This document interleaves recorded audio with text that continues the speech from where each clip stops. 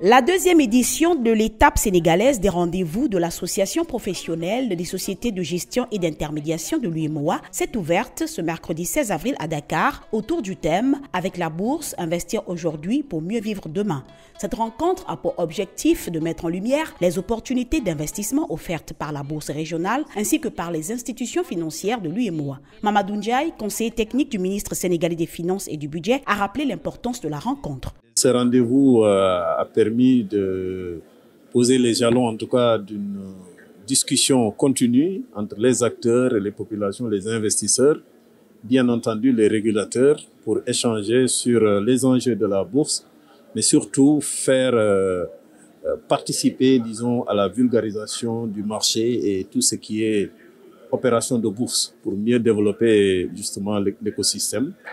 Les thématiques qui sont prévues au cours de cette session porteront sur la privatisation des entreprises publiques par la bourse, et bien entendu sur la digitalisation et bien sur le financement de l'immobilier ou du foncier à travers la bourse. Donc autant d'opportunités qui sont offertes aujourd'hui sur le marché et qui permettent d'accompagner les politiques publiques, que ce soit la privatisation, que ce soit le financement de l'habitat social ou du foncier ou encore toute autre forme d'activité ou d'innovation qui pourrait permettre de promouvoir le marché et surtout la bourse. Selon les organisateurs, la bourse n'est pas seulement un lieu d'échange entre acheteurs et vendeurs, elle constitue également un moteur de transformation économique, un catalyseur de croissance et d'innovation. Nos États ont des besoins de plus en plus accrus.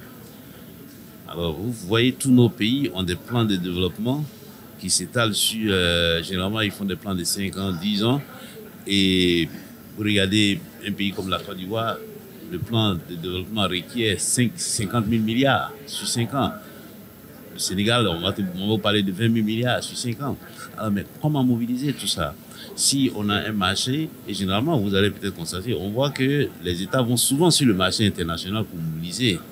Les eurobonds que les États émettent, qui coûtent cher et qui comportent encore le risque d'échange. Donc, il est préférable pour nos États de pouvoir mobiliser les financements requis pour les projets d'infrastructure sur l'épargne locale. On veut pouvoir mobiliser l'épargne locale parce qu'aujourd'hui, le directeur du DCB l'a mentionné.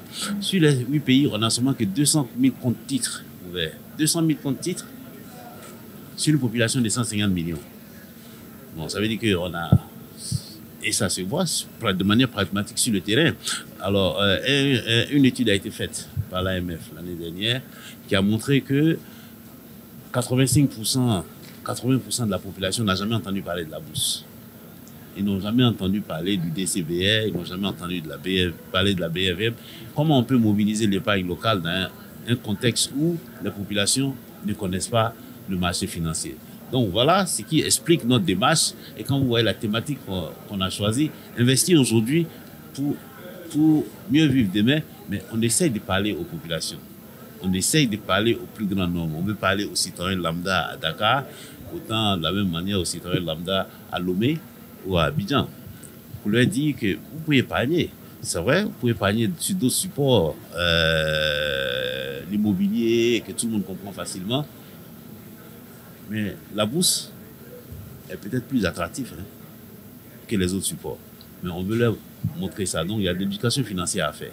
À travers ces rendez-vous, l'APSGI souhaite montrer que la bourse constitue un outil pertinent et rentable pour participer activement au financement du développement économique.